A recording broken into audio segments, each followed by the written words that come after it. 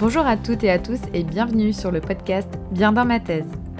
Si vous êtes actuellement étudiant et que vous vous posez des questions sur le doctorat, qu'est-ce qu'un doctorat, pourquoi faire un doctorat et comment s'y prendre, si vous êtes déjà actuellement doctorant et que vous souhaitez entendre des retours d'expérience de d'autres doctorants, être inspiré et surtout vous rendre compte que vous n'êtes pas seul, ou bien si vous êtes déjà docteur et que vous souhaitez en apprendre plus sur d'autres domaines que le vôtre.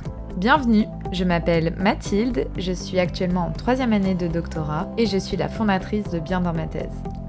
Au travers de ces épisodes, je pars à la rencontre de vous, doctorantes et doctorants, pour que vous puissiez nous partager vos retours d'expérience, vos quotidiens, vos angoisses, vos peurs, mais aussi vos joies. Alors installez-vous bien confortablement et je vous souhaite une très bonne écoute. Bonjour Marie, merci beaucoup d'avoir accepté de faire ce podcast avec nous. Je suis ravie de te recevoir sur ce podcast aujourd'hui parce que Marie est une personne active du Discord PhD Students depuis très longtemps. Alors Marie, avant de parler de ton doctorat, est-ce que tu pourras un peu te présenter et nous parler de ton parcours scolaire avant le doctorat et finalement, qu'est-ce qui t'a amené dans l'aventure du doctorat? Alors, je m'appelle Marie, je viens de Besançon en Franche-Comté. Et avant mon doctorat, j'ai eu un parcours un petit peu atypique puisque j'ai commencé mes études après mon bac en 2009. Et j'ai commencé des études en histoire de l'art et en archéologie. Puis, donc j'ai fait 3 ans de licence en histoire de l'art et archéologie. Puis j'ai fait un master d'archéologie pendant 2 ans, master que j'ai obtenu. Et 2 semaines après ma soutenance, je me suis reconvertie pour commencer des études en français en didactique du français langue étrangère. Grâce à une validation d'acquis, je suis arrivée directement en 3e année de licence. J'avais été refusée, mon accès en master avait été refusé parce que je n'avais pas de notion linguistique. Et donc j'ai commencé en 3e année de licence avec la mention didactique du français langue étrangère. Ce qui a été positif puisque ça m'a permis d'asseoir mes connaissances, d'avoir ce temps-là pour ma reconversion et aussi de faire un stage d'observation qui m'a permis de confirmer que l'enseignement du français pour les étrangers, c'était vraiment ma voie.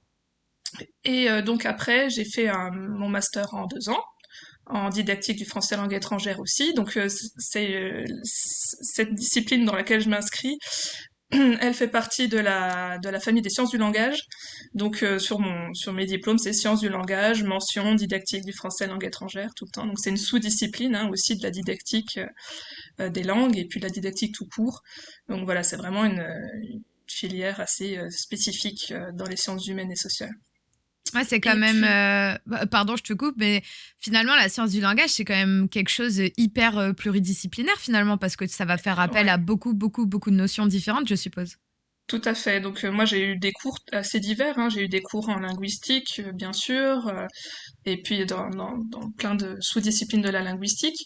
J'ai eu des cours aussi en anthropologie, ce genre de choses. Et puis voilà, on est très sensibilisé aux diverses théories, donc notamment en sciences du langage, bien sûr, mais aussi dans d'autres disciplines, qu'il s'agisse de l'anthropologie ou même un petit peu de la sociologie, très très succinctement, et même de la psychologie sociale. Donc c'est vraiment voilà, c'est une petite discipline, mais avec une dimension interdisciplinaire qui est franchement captivante à mes yeux. Voilà, et donc du coup j'ai fait mon master en 2 ans, la première année en présentiel à Besançon et la deuxième année à distance, puisque j'étais partie en tant que lectrice de français langue étrangère aux États-Unis. Et donc je suivais mon master à distance, parce qu'il y a un centre téléuniversitaire à Besançon, donc on peut faire ce genre de choses, on peut partir, en tout cas pour ma discipline, il y avait moyen de le faire à distance, donc c'est ce que j'ai fait. Et tout en enseignant aux États-Unis et en suivant aussi des cours aux États-Unis parce que à cause de mon visage, je devais suivre des cours sur place, qui même s'ils ne m'étaient pas utiles pour mon diplôme, étaient quand même aussi enrichissants. Puis après, donc j'ai fait ça pendant un an et puis je suis revenue. J'ai passé mes diplômes dès que je suis sortie de l'avion. 3 jours après, j'étais même pas 2 jours après, j'étais déjà en train de passer tous mes examens. Et puis quelques mois après, j'ai rédigé mon mémoire et j'ai soutenu. Et voilà. ma soutenance, ma directrice et puis l'autre membre du jury qui est devenu par la suite mon directeur m'ont encouragée à poursuivre, me disant que j'étais faite pour la recherche, qu'il fallait que je continue. Voilà, j'ai vraiment eu une soutenance euh, très très positive. Et donc j'ai commencé à élaborer un sujet de thèse. Dans l'intervalle, moi je suis partie à Lyon où j'ai commencé à enseigner en France. À ce Oui. moment-là, est-ce que c'était vraiment une volonté de toi-même, enfin, sans cette soutenance hyper positive, est-ce que tu t'étais déjà dit, ah tiens, je ferai un doctorat? Est-ce qu'on t'en avait déjà parlé en amont pendant ton cursus? Est-ce que tu t'étais Hum, déjà renseigné par toi-même? Alors, je voulais faire un doctorat quand j'étais en archéologie. Mes espoirs ont été déçus par plusieurs. Il y avait plusieurs paramètres qui ont fait que j'ai pas pu poursuivre dans cette voie. Je pensais pas du tout, en me reconvertissant dans la didactique, que j'allais faire une thèse. Vraiment pas. Je m'étais dit, bah non, la thèse, je fais une croix dessus. Je vois bien que tout ça, cet univers-là n'est peut-être pas pour moi. Enseigner, voilà, ça me suffira. Et puis voilà. Et c'est Et vraiment lors de ma soutenance de Master 2 et même en trouvant mon sujet, parce qu'en fait, l'origine de mon sujet de thèse actuel, euh, se, enfin, elle est dans mon mémoire de Master 2 et dans mon expérience en particulier aux États-Unis. d'accord. Et c'est un sujet que j'ai trouvé par moi-même, il y avait une démarche très exploratoire dans ce sujet, et en tout cas pendant le master, et ça a donné vraiment les bases de la thèse. Et j'ai commencé à y croire en fait au fur et à mesure de ma rédaction de mémoire. J'avais vraiment trouvé des points très intéressants qui me captivaient, voilà, cette recherche, en fait, ce sujet de recherche, il m'est apparu, et je l'ai monté, voilà, je l'ai vraiment élaboré, et, euh, et je me suis dit, je ne peux pas m'en tenir à ça. C'est un sujet qui est plus important que moi, qui est plus important que mes petites considérations personnelles. Il faut vraiment que ça pose les bases de quelque chose. C'est ce que je souhaite profondément. Après, on verra ce que ça donnera, mais au moins je l'aurais fait, au moins j'aurais pas de regrets. Et je me suis dit, ça vaut le coup de se battre pour ça, et je me suis dit, allez, c'est parti, on tente, on va essayer de se faire financer, on va essayer de se battre pour cette recherche parce qu'elle en vaut le coup. Et quand tu disais Voilà. que en archéologie ou en didactique, tu t'étais dit ah non, mais finalement le doctorat c'est pas possible. Pourquoi? Est-ce que c'était parce que tu avais beaucoup de préjugés? Est-ce que tu as eu des expériences où tu as rencontré d'autres doctorants et doctorantes et enfin, tu t'es dit ah non, c'est pas possible. Enfin, qu'est-ce qui s'est passé à ce moment-là? Parce que j'ai été très très déçue en archéologie à la fin de mes études en archéo. Il y a eu beaucoup, comme je disais, beaucoup de facteurs. Il y a une dimension personnelle qui est très forte, donc j'accuse personne entre guillemets. C'est vraiment un ensemble, je pense, de circonstances. Cette déception-là, voilà, elle s'est rejetée un peu sur ce doctorat parce que je me suis dit, si ceux en archéo n'ont entre guillemets pas voulu de moi ou ne m'ont pas jugé suffisamment intéressante, enfin, ou mon sujet, voilà. Déjà le problème était là un peu à la base parce que c'était bien trop personnel. C'est normal que ça le soit, mais à ce point-là, c'était beaucoup trop personnel. Et voilà, j'ai été un peu écœurée partout.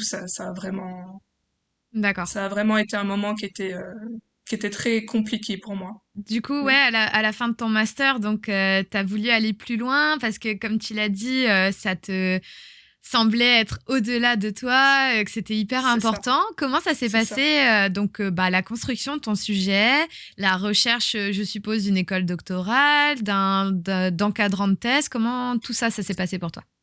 Non, mon expérience en archéologie m'avait appris une chose, pas beaucoup de choses, mais parmi ces choses, bien sûr, il y en a une qui m'a beaucoup servi pour la suite. Ça a été de bien choisir mes encadrants et de choisir la relation que j'allais avoir aussi avec ces encadrants.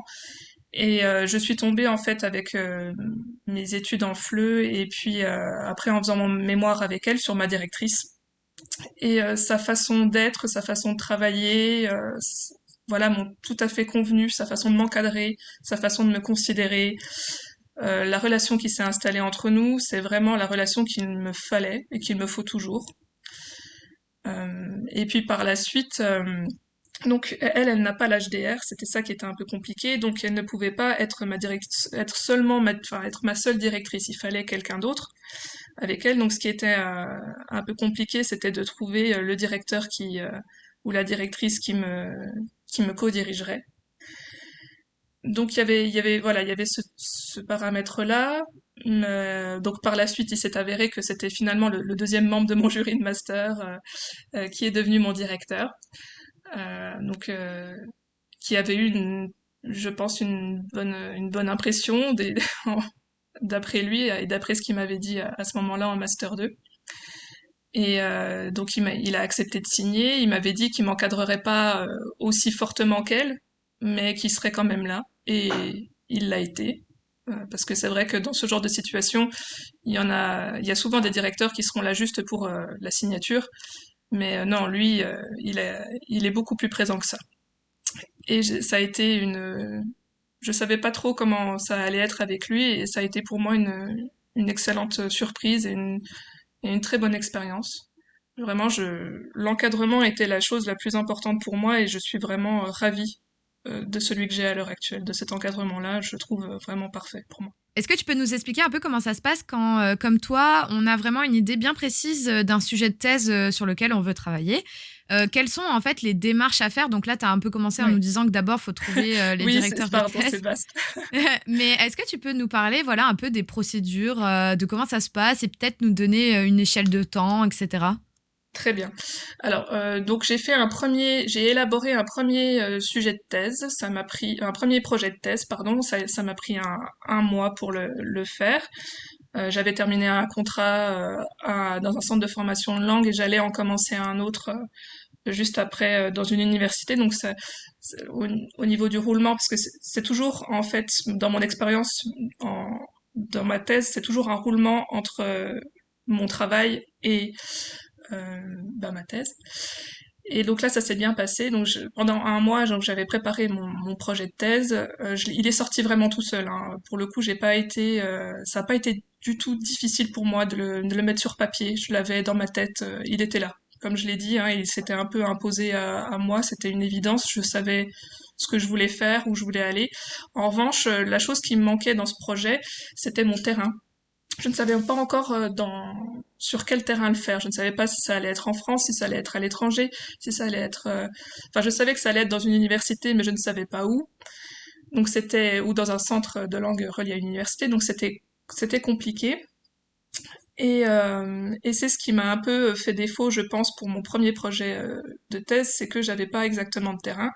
Donc ma directrice a fait passer, donc parce que dans ce processus-là, donc tu fais ton projet, moi, après, on le fait passer, ça passe devant le laboratoire. Le laboratoire te dit si... donc moi, c'était forcément le laboratoire où était ma directrice, hein. Moi, je voulais rester vraiment à Besançon parce que ma fac est petite, qu'elle connaît beaucoup d'enjeux euh, et que ce département aussi connaît beaucoup d'enjeux à l'heure actuelle et déjà à cette époque-là.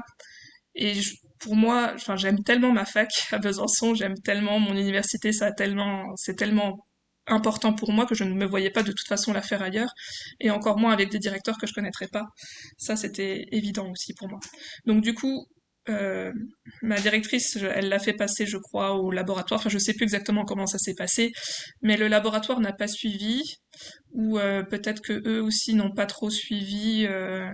Enfin, certains membres n'ont peut-être pas trop suivi aussi parce que ben déjà j'avais pas mon terrain, que à ce moment-là on savait pas encore qui serait mon directeur PU. Donc ce premier projet n'a pas été n'a pas abouti. Et donc comme j'avais pas eu ce financement, comme ça m'avait un petit peu un petit peu dégoûté, on va dire, ça m'avait voilà, je l'avais eu un peu mauvaise à ce moment-là.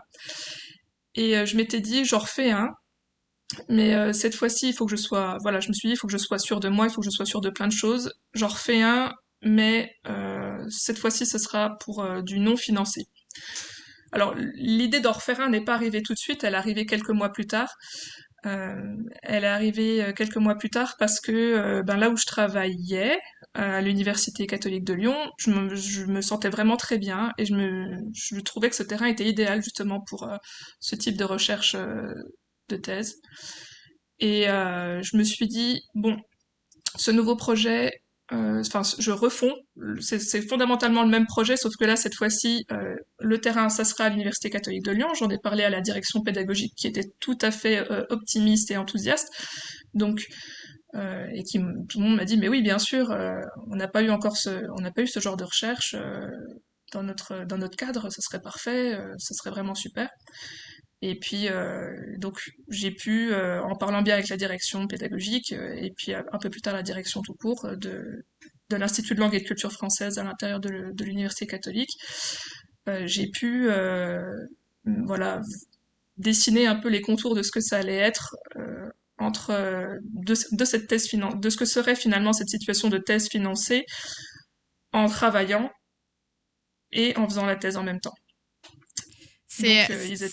ouais, c'est un Oui. contrat un peu particulier, du coup, ce que tu as quand même. Enfin, c'est une situation particulière de base. Il n'y a pas de contrat pour le coup. Ah ouais, ok. Il n'y a pas de contrat. Alors, c'est pas du tout dans mon contrat de travail, bien sûr. C'est dans mon inscription. Hein. Dans mon inscription à la fac, c'est bien stipulé que je fais ma thèse à 50% parce que je travaille à côté. D'accord. Mais voilà. Ça s'arrête là. Il n'y a pas. Voilà, je suis pas passée devant les membres de jury ou quoi que ce soit. Mon directeur et ma directrice voulaient que je refasse une demande de financement, mais j'ai refusé parce que je voulais continuer à travailler à l'université catholique parce que j'adore ce travail, j'adore ce cadre, j'adore mes collègues, j'adore mes étudiants, vraiment c'était vraiment, enfin pour moi c'est vraiment un endroit parfait. Enfin, pas Pour faire ta parfait, thèse. pas parfait, pas toujours parfait, mais je Oui. veux dire pour moi c'était vraiment, et ça l'est toujours dans ma tête, la situation idéale quoi. Est-ce que ça t'arrive d'être frustré de faire ta thèse seulement à 50%? Ou au contraire, justement, c'est l'équilibre parfait pour pas être C'est tout le l'équilibre. temps dedans? Alors au départ je m'en rendais pas tellement compte. Alors voilà parce que donc pour reprendre le fil de mon histoire, donc le deuxième projet de thèse a abouti, puisque cette fois-ci c'était une thèse non financée, donc là le laboratoire avait pas de raison de s'opposer, puis j'avais mon directeur, j'avais mon terrain, tout allait bien. Donc j'ai commencé en septembre 2019 cette thèse, tout en travaillant.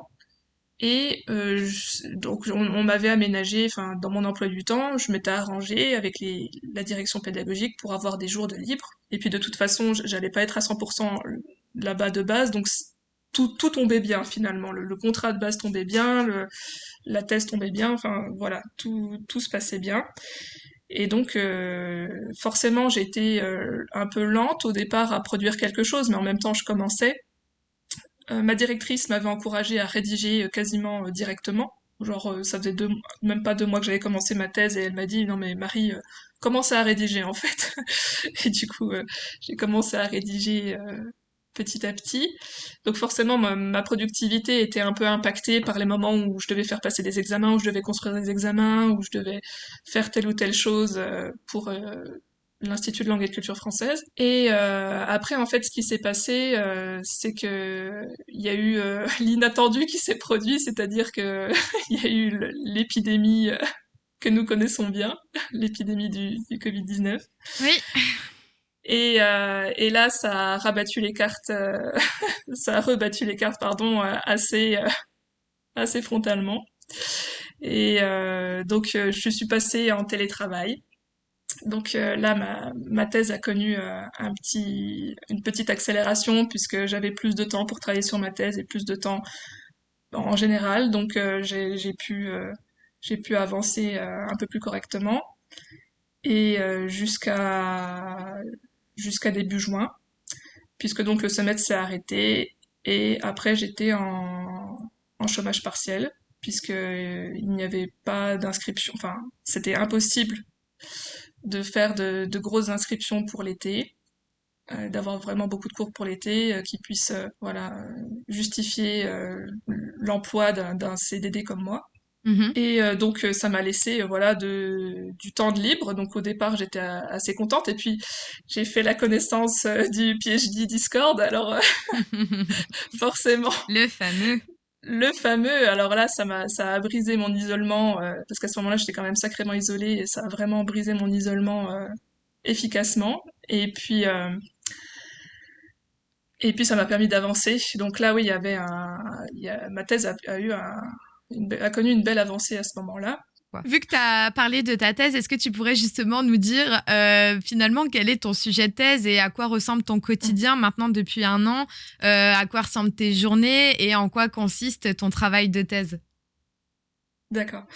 Alors, mon sujet de thèse s'intitule L'éthos communicatif et l'articulation des cultures éducatives en classe de français langue étrangère, identification, influence et adaptation. Donc ce sujet de thèse, il porte essentiellement sur donc les normes communicatives qui se rencontrent dans des classes interculturelles comme celle que j'ai à l'Université catholique. Et, euh, et sur comment gérer finalement ces rencontres. Parce que il y a beaucoup de chocs culturels qui se passent, bien sûr, quand on part à l'étranger et surtout pour étudier, et aussi quand on part pour étudier dans un pays étranger dont on ne maîtrise peut-être pas nécessairement la langue.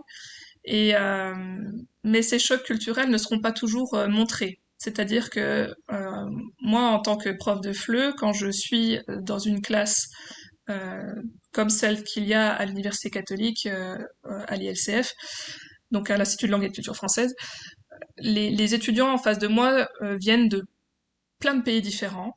Ils ont tous forcément des expériences du monde tout à fait différentes et de la vie en général tout à fait différentes. Ils ont tous des personnalités tout à fait différentes évidemment et appartiennent tous à des cultures différentes. Et donc, il y a des chocs culturels qui peuvent se produire en sein de la classe de français langue étrangère, mais ces chocs culturels ne seront pas toujours perceptibles.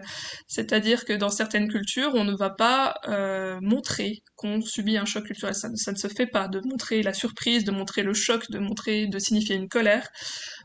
Ça se fait d'une certaine façon, mais pas nécessairement de la même façon qu'une personne française pourrait le faire, par exemple. Et Ah donc oui. tout l'enjeu de ma thèse, c'est ça, c'est comment est-ce qu'on peut améliorer cette situation-là? Comment est-ce qu'on peut faire pour rendre l'expérience finalement de ces apprenants plus fluide, dans Mhm. le sens où certains de ces malentendus, s'ils ne sont pas appréhendés, peuvent aboutir parfois à des situations difficiles. Les étudiants pourraient se renfermer, ça pourrait aussi amplifier certains stéréotypes. Mm. Par exemple, aux États-Unis, je faisais souvent face au stéréotype que les Français étaient arrogants. Et d'où mon sujet de thèse d'ailleurs, parce que je me rendais bien compte qu'il y a des moments où les étudiants américains en face de moi, des fois, m'isolaient, et je ne savais pas trop pourquoi. Et Ouais. je me suis rendu compte par la suite qu'il y avait beaucoup de normes que j'enfreignais là-bas, dont je ne me rendais absolument pas compte, puisque ce ne sont pas celles que nous avons en France. Mhm. Et là, je me suis dit, ah oui, non, mais là, on a quelque chose, parce que ça, personne n'aurait pu me le dire, personne ne me l'a dit dans ma vie, et je ne suis pas certaine qu'on retrouve ce genre d'avertissement dans quelque enseignement de langue que ce soit, par rapport à ces normes communicatives en particulier. Ouais, c'est Euh, super intéressant ce que tu dis parce que, enfin, encore une fois, je prends mon exemple personnel, mais maintenant que je suis en Angleterre, bah ouais, à l'échelle du laboratoire dans lequel je suis, il y a des choses qui sont totalement différentes, que ce soit la relation qu'on peut avoir avec la hiérarchie, etc. Là où en France, en tout cas dans mon cas, c'est un peu moins hiérarchisé, politisé, etc. Et qu'on a plus tendance à très vite, tu vois, même le tutoiement, par exemple. Enfin, moi, je sais que dans mon laboratoire, c'est quelque mhm. chose de normal de tutoyer son directeur de thèse. Et ici, oh mon Dieu, pas du tout, quoi. Enfin, c'est vrai que c'est hyper intéressant, quoi. Bah moi, ma grande erreur aux États-Unis, en particulier quand j'étais étudiante en classe, c'était d'interrompre l'enseignante ou l'enseignant. Hmm. Et j'avais une fâcheuse tendance à le faire. Et je me rendais pas compte vraiment, parce que c'était quelque chose que je faisais en FLE, et enfin quand j'étais étudiante à Besançon en Mais didactique en d'interrompre avec particulier. la main levée, par exemple, c'est ça que tu veux dire? Bien sûr, mais Ouais. parfois quand l'enseignant... Oui, je pense que j'avais une façon un peu trop dynamique peut-être de le faire. Mais peut-être que ça vient juste de moi aussi, peut-être que Oui. ça gênait des gens en France mais qui me l'ont jamais signifié. Peut-être, je n'en sais rien. Mais quoi qu'il en soit, ça a quand même soulevé ce sujet-là que j'ai trouvé vraiment important et non négligeable. Et donc l'objectif de ma thèse, ça ne sera pas de faire des profils communicatifs, parce que ça c'est franchement impossible, et puis ça serait pas vraiment utile. En revanche, on peut peut-être dégager des tendances qui seraient influencées culturellement, et ces tendances-là, on pourrait peut-être un peu les anticiper. l'anticipation sera jamais parfaite, peut-être qu'elle n'aura même pas lieu d'être dans la plupart des cas, nous sommes d'accord, mais en avoir une certaine conscience, une certaine connaissance, je pense que ça ne fera absolument pas de mal à l'enseignement et qu'au contraire, ça permettra justement d'améliorer une certaine situation ou de ne pas fondamentalement changer grand-chose en fonction des situations, mais au moins, je pense que la connaissance, dans tous les cas, reste absolument pertinente et essentielle. Et du coup, je te demande pas de nous dire la finalité de ta thèse, mais est-ce que là, aujourd'hui, tu vois justement des possibilités, des choses qu'il est possible de mettre en place lors de notre éducation pour pallier à tout ça, en fait? Oui. Okay.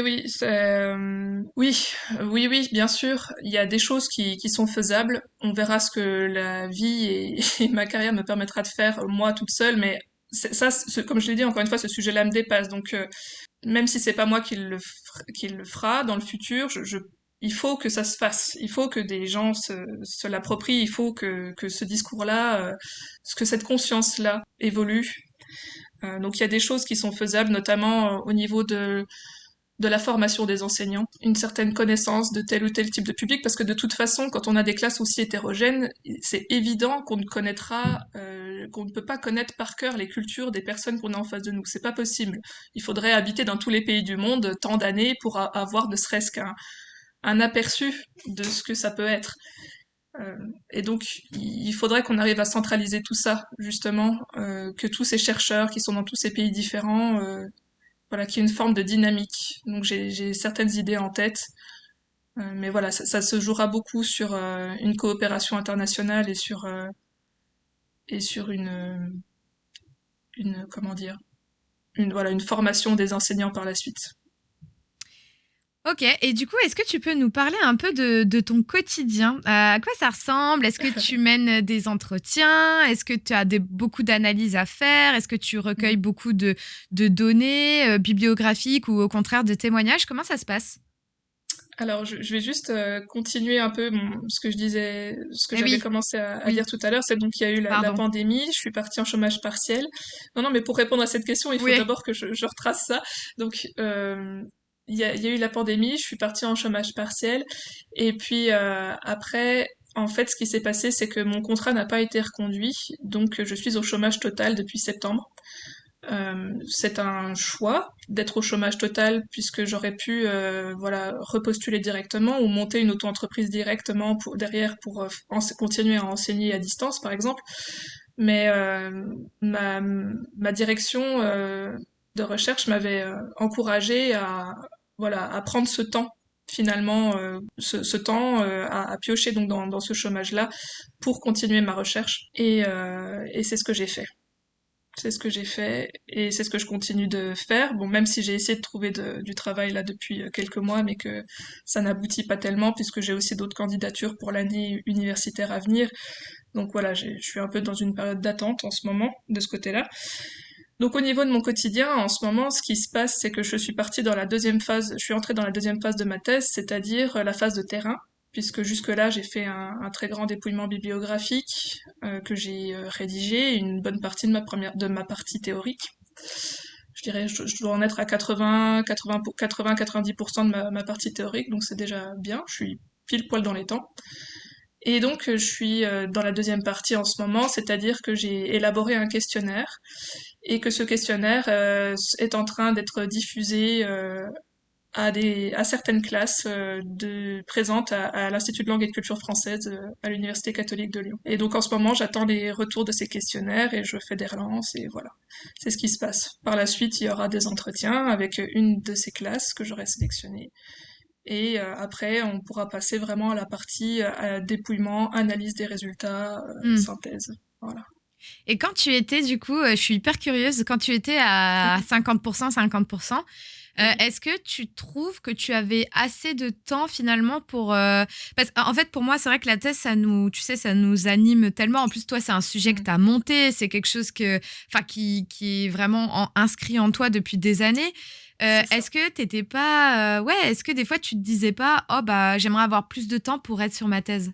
Si, un peu, parce que j'avais du mal, en fait, j'ai beaucoup de mal, moi, à faire des choses en même temps. D'accord. Et j'avais l'espoir que je pourrais, voilà, développer cette compétence-là. C'est quelque chose que j'avais un peu de mal à faire, parce que j'ai du mal, voilà, à compartimenter. À un moment donné, j'avais l'impression que quand j'enseignais et que je faisais ma thèse en même temps, des fois j'avais l'impression que les deux se mélangeaient, que quand j'enseignais, je pensais à ma thèse et que quand j'écrivais ou je faisais des choses pour ma thèse, ben, je pensais à mon enseignement et à mes cours. Donc Ouais. c'était vraiment compliqué. Mais ça c'est mon rapport moi personnel aux choses. Ça dépend vraiment, c'est Oh, très tu personnel, sais, c'est je très pense individuel. que, enfin, je pense que je m'avance pas trop en disant que quand même, quand on est en thèse, peu importe ce qu'on fait à côté de notre thèse, on pense quand même toujours à la thèse, tu vois. Enfin, c'est difficile quand même C'est de ça. plus y penser. Après, voilà, ma thèse, si tout était resté entre guillemets comme ça l'était au départ, je pense que ma thèse, je l'aurais terminée plus tard. Là, je vais pouvoir la terminer dans les temps. Je vais pouvoir la terminer pour voilà à 3 ans et demi, ce qui est assez cool. Mhm. Et je pense que j'aurais pas pu le faire ça. Sans la S'il n'y avait pandémie. pas eu, voilà. Donc j'essaye de trouver le côté positif de tout ça. Enfin, je le trouve, il est Et là. justement, ça m'amène à une question. Oui, Donc c'est vrai, comme tu l'as dit, normalement, 3 ans et demi pour ton domaine, c'est quand même assez court en temps normal pour oui. aller au fond des choses, etc. Est-ce que toi, au contraire, tu trouves que bah là, quand tu vas terminer, comme tu le dis, bah ouais, t'auras été au fond des choses. Enfin, en tout cas, t'auras été jusqu'au bout de ce que tu voulais montrer et ouais, tu en seras satisfaite. Alors après, je sais pas, vu que je suis pas encore au bout, je peux pas encore dire. Ouais. Après, je suis quelqu'un de perfectionniste dans le sens où je suis jamais satisfaite, Mm. jamais de ce que je fais. C'est-à-dire que même si mon master 2, par exemple, avait reçu une très très bonne note, que j'avais été vraiment très complimentée pendant ma soutenance, que c'était vraiment très bien passé, euh, ça ne m'a pas, j'étais paradoxalement, j'étais contente bien sûr, mais une partie de moi était pas satisfaite en me disant c'est pas assez, c'est Ouais. jamais assez. Après c'est ma façon d'être, hein. C'est mon, c'est jamais assez. Une partie de moi a toujours besoin de d'aller plus loin, d'expérimenter plus et enfin pas d'expérimenter mais de, enfin si d'expérimenter aussi, mais Ouais, voilà, non, mais l'idée de chercher plus, de creuser, c'est peut-être encore mon côté archéologue ici, non, non, qui a mais tu besoin de creuser sais. encore plus profond. Non, en vrai, je pense que c'est vraiment l'essence même de la thèse. De toute façon, enfin, je veux dire, Mm, si on n'avait pas des limites de temps, etc., on ferait, enfin, on continuerait nos thèses tout le temps. Mais au bout d'un c'est moment, ça. faut s'arrêter. Et du coup, comment tu vois ton après-thèse lorsque tu auras rendu ton manuscrit? Qu'est-ce que tu aimerais faire? Alors, ben, mon après-thèse, on verra ce qui se passera à ce moment-là, on verra comment se porte la situation mondiale.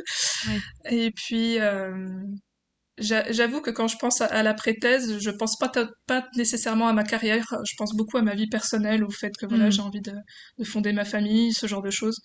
J'ai donc s'il y a bien quelque chose que l'expérience que j'ai eue en archéologie par exemple, mais aussi en FLE, s'il y a bien quelque chose que j'ai appris après toutes ces années d'études, c'est que ma vie académique n'est rien si ma vie personnelle n'existe pas ou est trop affectée.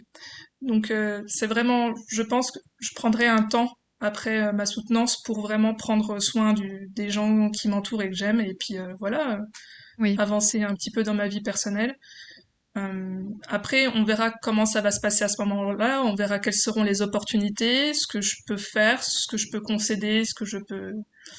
Une chose est certaine, c'est que même s'il y aura ce petit temps, voilà, de vie un peu privée, Mhm. ou pas, on verra bien comment ça se passera, mais une chose est certaine, c'est que la recherche ne sera jamais très loin, que j'ai des idées pour continuer à faire de la recherche à côté, même si c'est pas nécessairement dans le cadre universitaire, même, voilà, il y aura des possibilités, les- pour moi, ce sujet, on peut pas l'abandonner comme ça. Ma thèse, je ne la vois pas comme une réponse ou comme une fin à quelque chose, je la vois au contraire comme la base de la suite.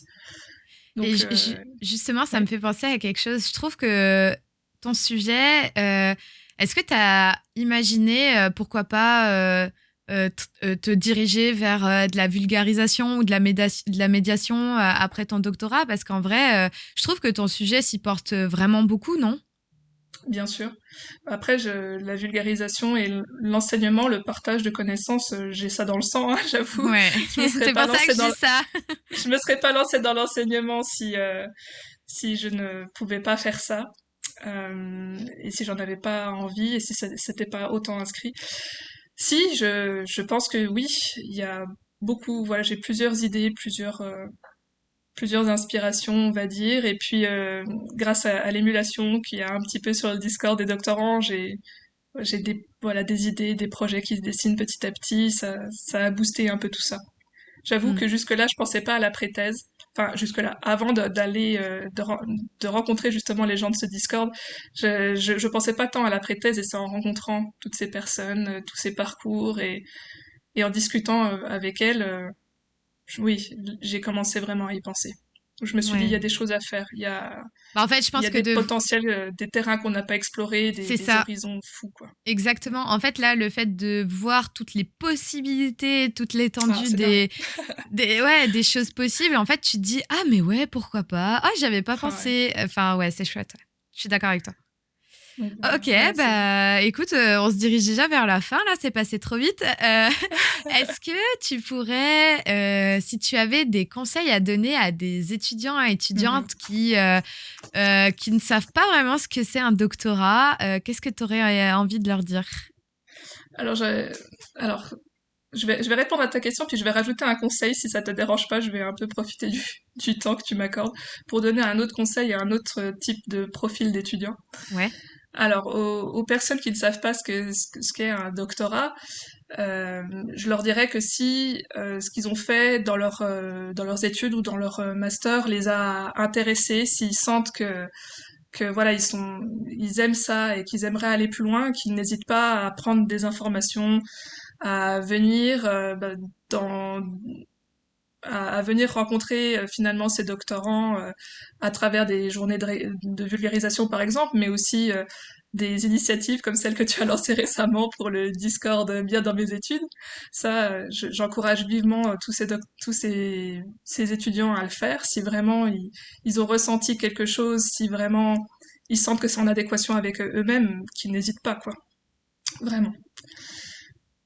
Après, je profite donc de ce moment qui m'est accordé pour m'adresser à des personnes qui, s'ils ont terminé leur master ou leur licence et qui sont voilà dans un moment de doute, comme ou qui ont été très déçus, comme j'ai pu l'être pour ma part, à un moment donné, j'aimerais leur dire ceci.